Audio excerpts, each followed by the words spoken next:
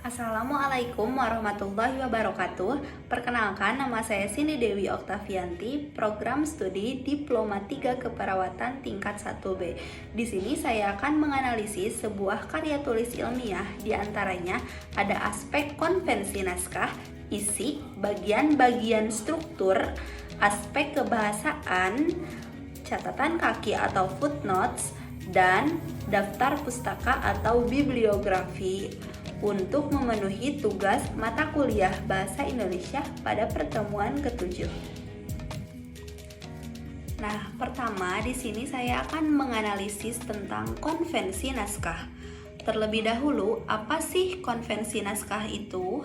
Konvensi naskah adalah penulisan sebuah naskah berdasarkan ketentuan, aturan yang lazim, dan sudah disepakati oleh penulis naskah ilmiah yang berdasarkan kebahasaan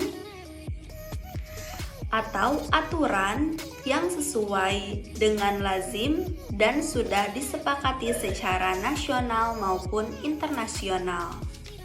Nah, pada makalah dengan judul Alinea dan Pengembangan 10% Alinea, konvensi naskah terdapat pada daftar isi, di mana di sini terdapat pendahuluan dengan 1.1 latar belakang, bab 2, 2.1 pengertian dan macam alinea, dan seterusnya.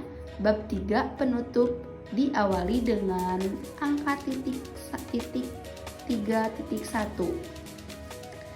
Nah, dalam makalah ini juga terdapat penulisan, namun penulisannya tidak sesuai dengan karya tulis ilmiah, karena ini merupakan sebuah makalah.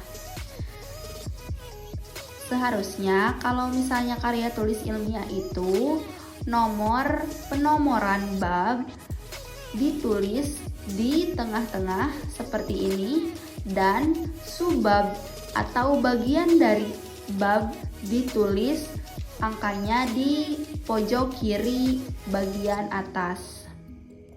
Nah, adapun penulisan karya tulis ilmiah yang sesuai yaitu dengan memerhatikan ukuran margin atas 3 cm, kiri 4 cm, kanan 4 cm, dan bawah 3 cm. Lalu ukuran spasi 1,5 dengan huruf Times New Roman ukuran 12. Adapun isi pada sebuah karya tulis ilmiah terdapat pada bab 2 pembahasan dari awal sampai dengan akhir. Yang ketiga ada bagian-bagian sistematika atau struktur karya tulis ilmiah. Dalam makalah terdapat yang pertama ada judul, yang kedua abstrak, yang ketiga pendahuluan, yang keempat metode penelitian atau rumusan masalah, yang kelima ada simpulan dan daftar pustaka. Nah, abstrak merupakan ringkasan atau isi laporan yang ditulis dengan singkatan, dengan padat dan jelas, dengan 250 sampai 400 kata atau kurang. Abstrak berisi pokok masalah, tujuan, data, dan kesimpulan dalam bentuk paragraf.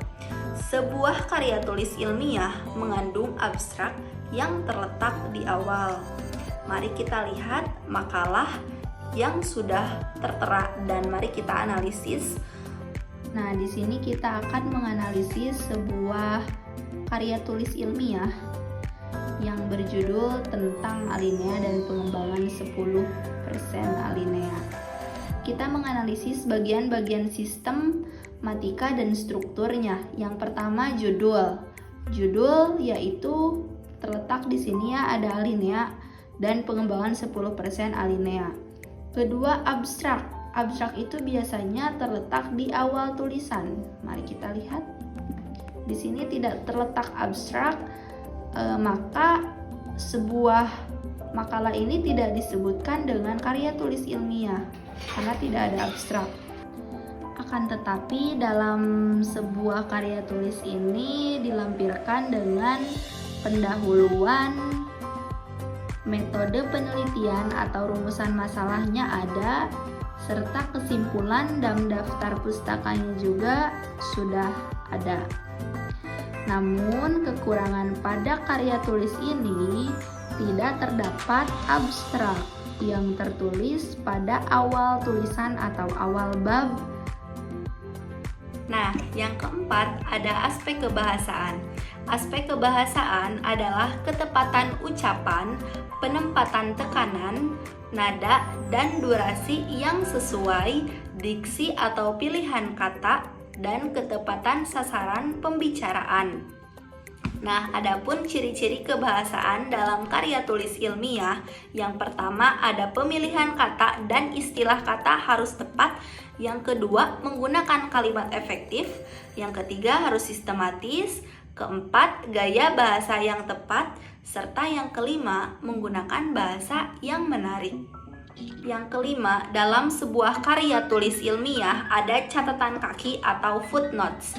Catatan kaki merupakan cara menandai identitas sumber rujukan, sekaligus merupakan salah satu bukti bahwa penulis benar-benar memiliki kejujuran ilmiah.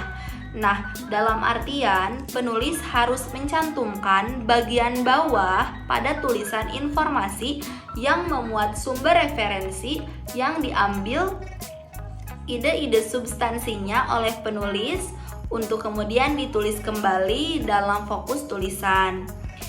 Jadi, catatan kaki ditulis di bagian bawah lembar per halaman, ditulis kutipan oleh sumbernya.